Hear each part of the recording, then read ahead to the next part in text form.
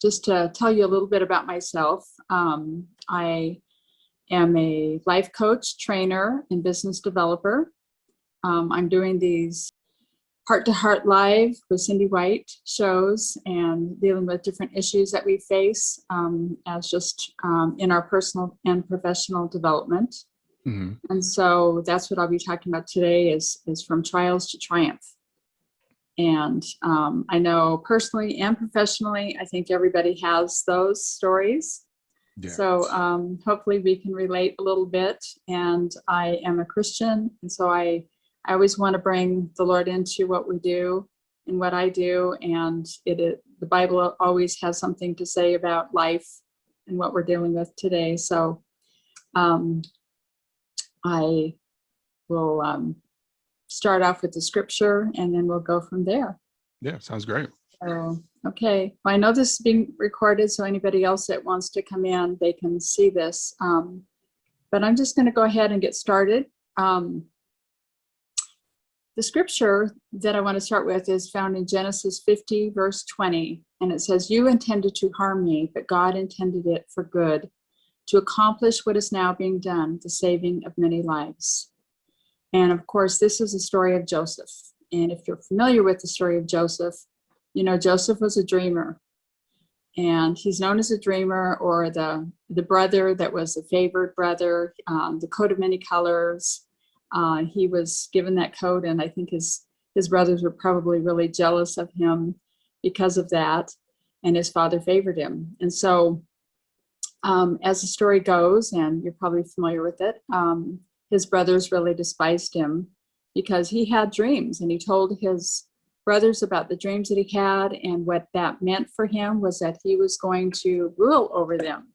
Of course, this is the baby brother that is telling all the brothers that he's going to rule over them. And of course, they thought, that was ridiculous and everything. And so what happened is they ended up, without going into all the details of the story, they ended up throwing him in a pit. And then they thought, let's just, we have another opportunity here. Let's sell them.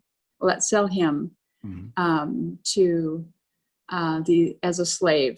And so he ended up being a slave, sent to Egypt, and lived in Potiphar's house as a slave, became just a great worker. He did what he knew to do as he grew and served his master. And then Potiphar's wife, she accused him of having ill intentions towards her. And of course, that ended up being put in prison. And he was left there in prison. It doesn't say how long, but then he was forgotten. And the cupbearer and the baker, I believe it was, they had dreams. And of course, Joseph was familiar with dreams. And so God gave him the ability to interpret the dreams that these two had, and they both came true.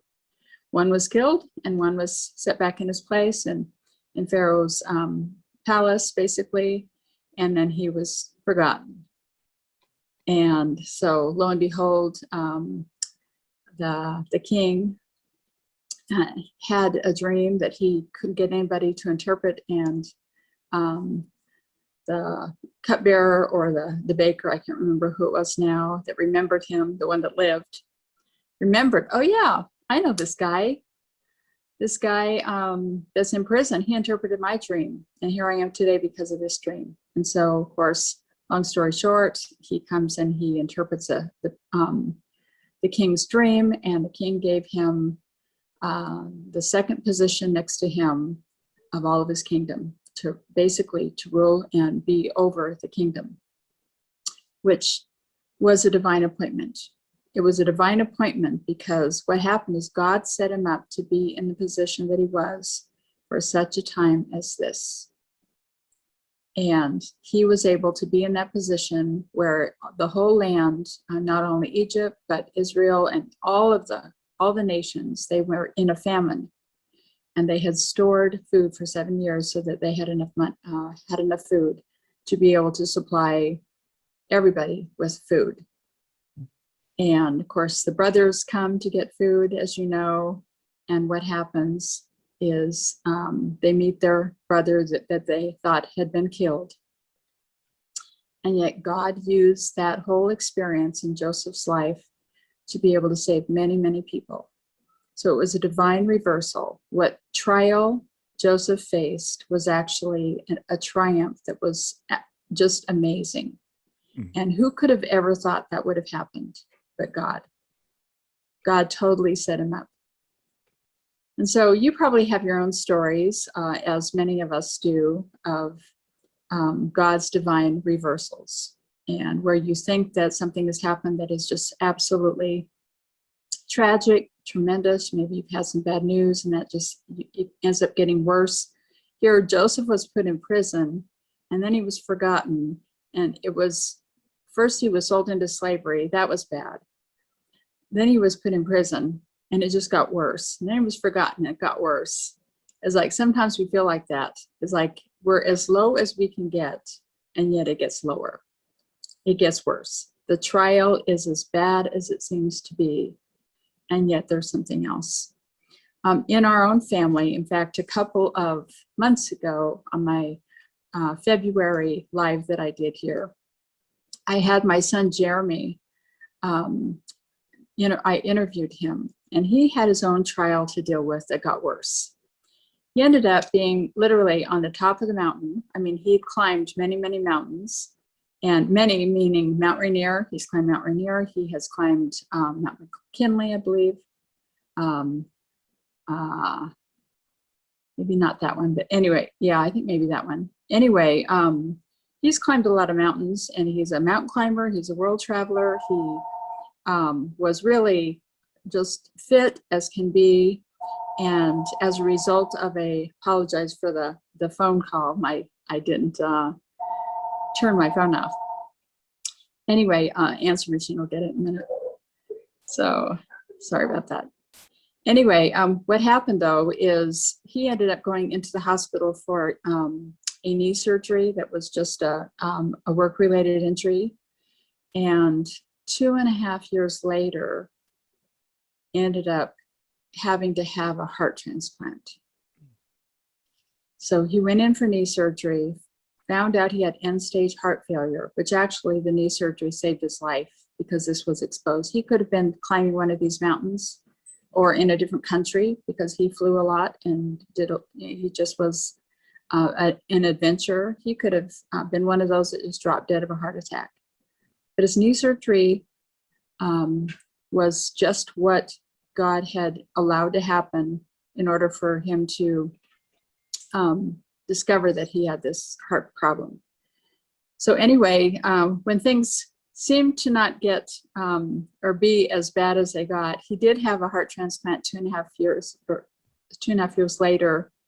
And during the surgery, he has a stroke. So what was bad ended up being a whole lot worse. And what happened after that, with his stroke, he couldn't talk. He lost all the movement in his right side. He was 31 years old at the time that the first surgery happened. So now he's like 34, 35. And he was mad at God. He was devastated. And here he can't even talk. He can't even communicate. But what happened during that, he went through the rehabilitation time, and he's able to walk and use all of his right side. Everything came back, which was just really amazing, through a lot of physical therapy and speech therapy. And so his speech therapy has allowed him to come June 12th, which is right around the corner, to be able to say his own wedding vows because he's getting married. So we're really, really excited about that. So when life seems to get really, really bad, it can get worse. But God has a plan and completely raised him up, given him somebody to love him where he's at. And we're really, really excited about that. And yet his journey has been very, very difficult. And it's been difficult for everybody. I mean, our whole family and friends that have walked through this with him, it's been really hard. We have another daughter. Her name is Tiffany. She's Jeremy's younger sister. And she and her husband, they decided, when I think of Joseph the dreamer, I think of Tiffany and Jared, her husband, because they had a dream. And their dream was to be able to move to Hawaii. They had just gotten married, and Jared actually lost his job and thought, if there's any time in my life that we can move to Hawaii, let's do it now. Let's just start over. So they did. And of course, everybody, kind of like Joseph's brothers, they weren't that mean, but they were, they basically said, why would you want to do that? It's so expensive there, and never thought they could do it. And yet they dared to dream. And they kept faithful to God, and God gave them an amazing experience, amazing memories. Jared opened up a scuba diving business in Hawaii. Tiffany got a job right away at the Cheesecake Factory, the largest in the world, the most hoppin' in Hawaii, and met all kinds of people, had wonderful experiences. Of course, we got to go for a 3-week vacation, so that was really good for mom and dad, But through all of the daring to dream, they just did it. They did it. And yet, and actually when they came back, they wanted a memory of their whole experience in Hawaii. And so they both have tattoos, and Tiffany says, "Dare to Dream." And it's the Hawaiian Islands. And so here, they did something that's so risky, and through Jeremy's ups and downs in life, and also Tiffany's and Jared's experiences, because of social media, people are watching. People are looking to see how people are, how they're living, how they're doing, and we're excited and kind of living life through my kids, believe it or not. In many ways, we watch somebody else and we are challenged, because when they do something that is unbelievable, then we get excited about it, or we just, kind of roll our eyes and think, oh my goodness, how could they ever do that? That's just the scariest, most impossible thing ever. And yet, if God gives you a dream, you just go for it. And in Jeremy's situation, we had so many people praying for him all over the world, because everybody knew through social media what he was going through. And yet, all of the experiences of mountain climbing and traveling. I mean, my son ran with the bulls in Spain. I mean, doing wild and crazy things like that. And yet people are kind of living their lives, kind of be encouraged to do things that they never thought they would, possibly do. So I tell you all that to say that, getting back to Tiffany and Jared and their dream, they had come home from Hawaii and they knew they wanted to start a family. And God spoke specifically to Tiffany, who is the dreamer, said, God spoke to her and said, "Will you trust me for your family?" And she said, "Of course, I'll trust you for my family," And she thought she'd just get pregnant right away. Didn't happen. And there were about, I think, 3.5 years went by and didn't happen. And she's at the age where all of her friends were getting married and having children. And so she lived this life of grief and despair and loneliness and heartache. And the trials that she was facing, she couldn't even talk about, because so many people didn't understand, because they were so excited about their baby being born. Her sister, younger sister, even got pregnant while she was going through this. And here Tiffany is just devastated because she trusted God. She said, "Yes, of course I'll trust you for my family." So they went through the whole in vitro process, and didn't work the first time. The second time it worked, after thousands of dollars later. And we have 2 twin granddaughters today, because Tiffany kept pursuing the trust that she had in God, that God was going to give her that family. And if it meant through in vitro twins, this is the open door that God had opened for her. And lo and behold, after she had the baby, she ended up getting pregnant all on her own, and she's due to have a baby this summer. So we're very, very excited about that. But the reason I tell you all that is we go through life, And we had challenges, we had dreams, we have heartaches and hopes, and things don't turn out the way that we expect. That, okay, we trusted God for this. We have surrendered our lives to the Lord and given everything we can to the God who we love. And yet, has God let us down? Has God failed us when things don't turn out the way we thought? Joseph, did he ask those kind of questions? Did God fail him? God gave him a dream, a couple dreams actually, when he was like 17. Right? Did God fail Joseph? And yet we know the end of the story. That God hadn't failed him at all.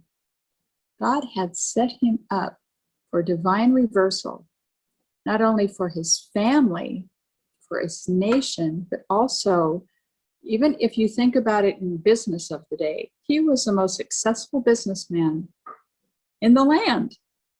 He had everything at his disposal. And yet God had set up the whole thing. One thing I want to point out about Joseph is that Joseph did the next right thing. Sometimes we don't know what to do. We're in this place of despair and hopelessness, and yet God just wants us to take one more step. Do the next right thing. What is that next right thing for you? In fact, Brian, I'm sure that you have things in your life right now that you're facing, as we all do. You wouldn't be here if you hadn't. And if you want to, put any comments in the chat, feel free to do that. But there are always things that, whether it's questioning God about what is happening in our life or feeling like we're at the end of our rope, what is the next right thing that you can do? And the other question is, who is waiting for you to do that next right thing? In Tiffany's situation, the next right thing for her was to go through the whole in vitro process. And the first time failed, and they didn't even know if they could do it the second time because financially it was a lot of money for a young couple. And they just knew that they had to try no matter what it cost them, no matter if it was at the expense of failure, they had to try one more time. They did the next right thing, and that was the very thing that God used to allow us to enjoy our two wonderful granddaughters. They're 2.5 now, and they're just as sweet as can be. And for Joseph, the next right thing was he found himself as a slave in Potiphar's home, and he did the next right thing in just being the best slave, being faithful to God and faithful to what he'd been given. Whatever that is for you, Brian, you've been given things that you can do, the next right thing. And there are always people, whether it's your family, your friends, coworkers, that are waiting for you to do that next right thing. Joseph's family and all of the nations were waiting for Joseph. He didn't realize it, and we don't realize it. We're waiting for Joseph to be the best servant in Potiphar's house, to be the best faithful person that would interpret those dreams. That was the next right thing, was to interpret the dreams that these two prisoners had. He didn't have to do that. He could have been angry with God. He could have been just hopeless and feeling this sense of despair and just want to give up. Many people are in that place. They just want to give up. And so they don't do that next right thing. But there are people expecting us to do that next right thing. People are counting on you, Brian, to do that next right thing. Whatever that is. It could be for the saving of many, many people. We just don't know what that is. There could be a divine reversal because of that next right thing. And so we think about these stories, they're really wonderful to have the memories of. And even with Jeremy right now, he's getting married, and that's just an amazing story in itself, because he was at a place where didn't think it was going to happen. But God had a plan. God always has a plan. His plan is for the purpose for us is to prosper us, not to harm us, to give us a future and a hope. And that's Jeremiah 29:11.